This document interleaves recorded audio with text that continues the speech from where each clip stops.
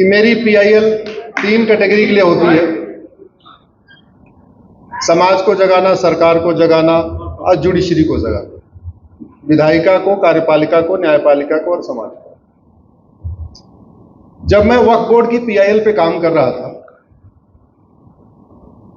3-4 महीने मुझे लगे इस पे काम करने में। पीआईएल करना इतना आसान नहीं होता। इसलिए आसान नहीं होता क्योंकि आपके पास कुछ रिटर्न में डॉक्यूमेंट बहुत कम होता है, आपको ढूंढना पड़ता है, आपको आरटीआई फाइल करनी होती है, डॉक्यूमेंट निकलवाने होते हैं, बहुत सारे काम करने पड़ते हैं। मुझे तो ये बताइए, आज मैं फिर से पब्लिक मन से कह रहा हूं, भारत के संविधान में वक्फ शब्द है कहां पे? मैं भारत के सुप्रीम कोर्ट के माननीय जजों से पूछना चाहता हूं, और मुझे पूरा भरोसा है कि मेरा वीडियो माननीय जजों तक पहुंचेगा। मैं सभी सांसदों से पूछना चाहता हूं, मंत्रियों से पूछना चाहता हूं, मुख्यमंत्रियों से पूछना चाहता हूं कि जब भारत संविधान से चलता है तो संविधान से ही चलना चाहिए। और आप मुझे बताइए, संविधान के किस पन्ने पे, संविधान के किस आर्टिकल में WAQF लिखा हुआ है?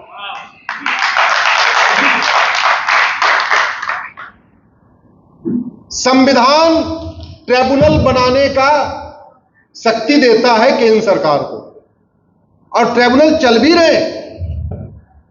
एनजीटी चल रहा है, इनकम टैक्स का ट्रिब्यूनल है, जीएसटी के ट्रिब्यूनल है, अपने अपने ट्रिब्यूनल है। लेकिन भारत का संविधान मजहब के आधार पर ट्रिब्यूनल बनाने के लिए कोई शक्ति नहीं देता।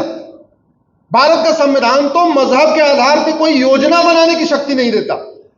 भारत का संविधान कहता है मजहब के आधार पर कोई योजना नहीं होनी चाहिए, मजहब के आधार पर कोई आयोग नहीं होना चाहिए, मजहब के आधार पर कोई कमीशन नहीं होना चाहिए, मजहब के आधार पर कोई ट्रिब्यूनल नहीं होना चाहिए, मजहब के आधार पर कोई कानून नहीं होना चाहिए। भारत का संविधान 2 लोगों को स्पेशल प्रिविलेज देता है। एक कहता है SC ST के लिए आप अलग से कमीशन बना सकते हैं, अलग से योजना बना सकते हैं, अलग से कानून बना सकते हैं।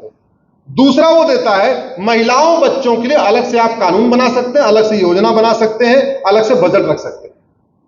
तो महिला आयोग समझ में आती बात, बाल आयोग समझ में आता है, SC ST आयोग ठीक है, SC ST के लिए अलग से मिनिस्ट्री ठीक है, महिला के लिए अलग से मिनिस्ट्री ठीक है, लेकिन मजहब के आधार पर कोई भी काम नहीं होना चाहिए। भारत का संविधान इसको स्ट्रिक्ट मना करता है। दुर्भाग्यवश संविधान की शपथ लेने वाले संविधान की धज्जियां उड़ाते हैं। और जिस वक्फ बोर्ड के पास 1947 में 45,000 एकड़ जमीन थी, उसके पास अब 10 लाख एकड़ जमीन है, यानी 20 गुने ज्यादा जमीन हो गई। सवाल यह है कि अगर एक मजहब के लिए वक्फ बोर्ड है, वक्फ ट्रिब्यूनल है, तो हिंदू के लिए हिंदू बोर्ड, हिंदू ट्रिब्यूनल क्यों नहीं होना चाहिए? जैन के लिए जैन बोर्ड और जैन ट्रिब्यूनल क्यों नहीं होना चाहिए? बौद्ध के लिए बौद्ध बोर्ड, बौद्ध ट्रिब्यूनल क्यों नहीं होना चाहिए? ईसाई के लिए ईसाई बोर्ड, ईसाई ट्रिब्यूनल क्यों नहीं होना चाहिए? बहाई के लिए बहाई बोर्ड, बहाई ट्रिब्यूनल क्यों नहीं होना चाहिए? यहूदी के लिए यहूदी बोर्ड, यहूदी ट्रिब्यूनल क्यों नहीं होना चाहिए? एक के लिए क्यों?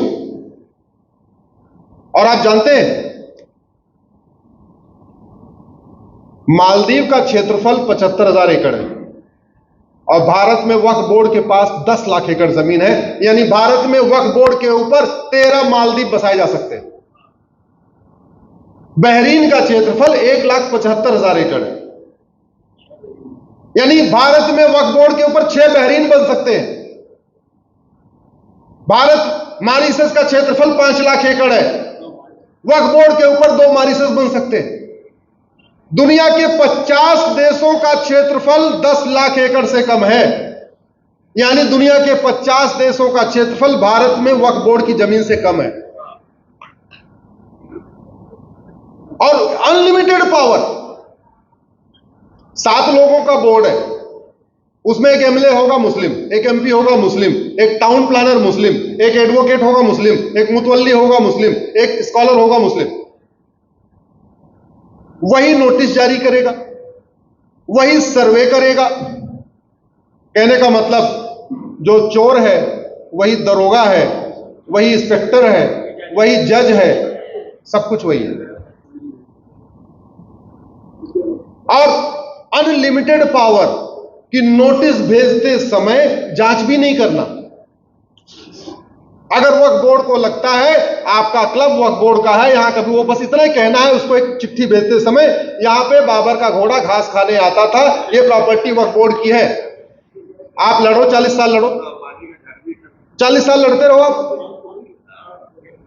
तो वक्फ बोर्ड ने पिछले 75 साल में 2 काम किया।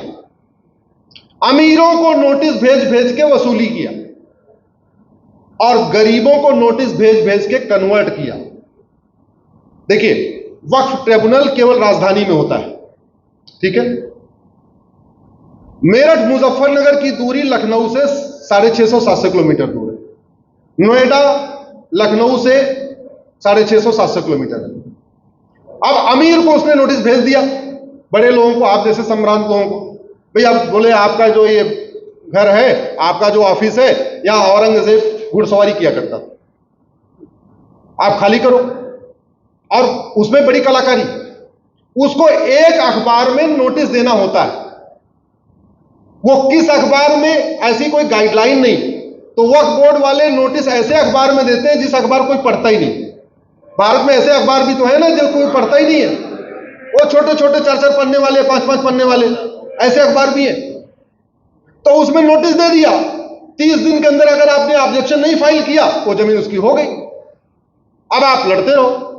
लड़ना कहां है आपको? जवाब देना है वक्फ ट्रिब्यूनल के सामने। जमीन आपकी मेरठ मुजफ्फरनगर में है, जाना आपको लखनऊ है। जमीन आपकी भोपाल से 700 किलोमीटर दूर है, पहुंचना आपको भोपाल में है, हर राज्य की राजधानी में। गुहार किससे लगानी है? जिसने नोटिस भेजा था, जिसने पहले कह दिया यहां घोड़ा घास खाने आया था, उसी से आप पहले घोड़ा घास खाने नहीं आया था, यहां तुम्हारे पिताजी यहां रहते थे, उसी को सबूत देना। उसको कोई सबूत देना नहीं, आप ही को सबूत देना। झाबुआ भोपाल से 700 किलोमीटर दूर है। झाबुआ पूरा ट्राइबल एरिया है। वो आदिवासी झाबुआ के, उन्होंने अपनी कभी लोकल कोर्ट भी नहीं देखी है। आदिवासी कोई काम में ऐसे कोर्ट थाना चक्कर में पड़ते नहीं, छोटा मोटा मुकदमा अपने आप ही निपटा लेते हो। अब झाबुआ के आदिवासियों को नोटिस जाता है कि ये तुम्हारा गांव वक्फ बोर्ड का है। वो कहता है क्या करूं? बोले भोपाल आओ। वो कहता है भोपाल कहां है? बोले ट्रेन पकड़ के आना।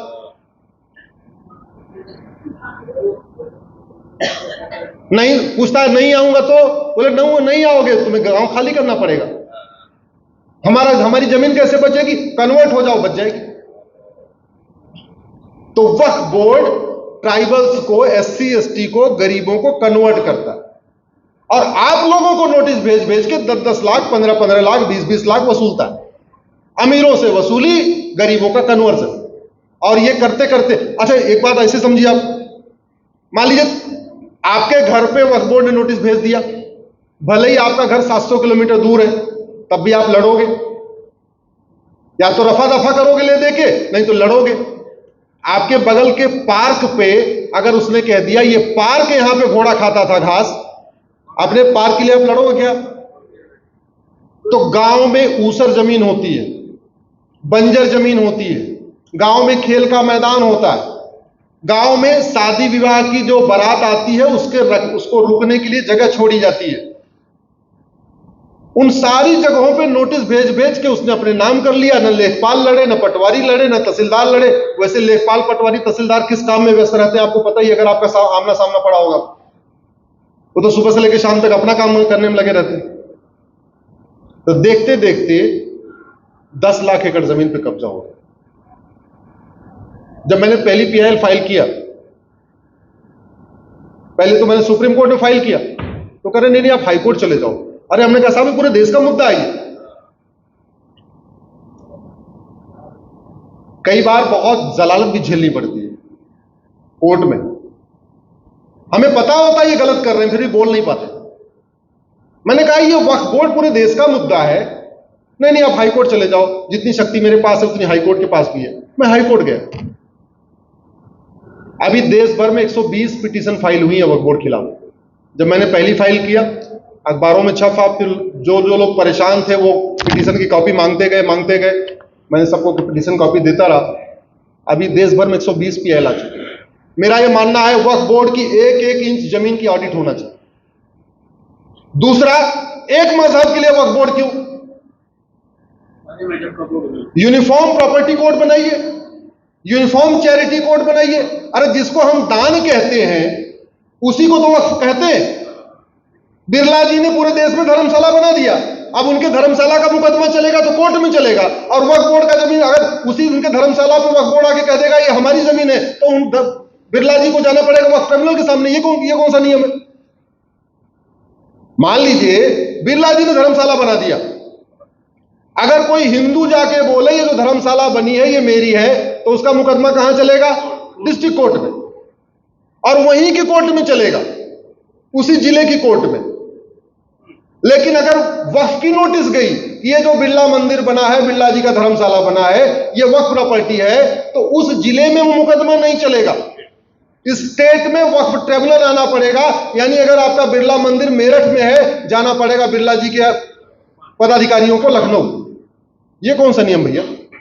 जैन दान नहीं करते क्या? इस देश में सबसे ज्यादा दान तो माहेश्वरी समाज करता है, जैन समाज करता है, और अब मारवाड़ी समाज करता है। वो दान नहीं करते क्या? हिंदू दान करे अलग कानून, अब मुस्लिम दान करे उसके लिए अलग से बोर्ड, अलग से ट्रिब्यूनल। मेरा ये मानना चाहिए कानून में बदलाव नहीं होना चाहिए, कानून 100% खत्म होना चाहिए।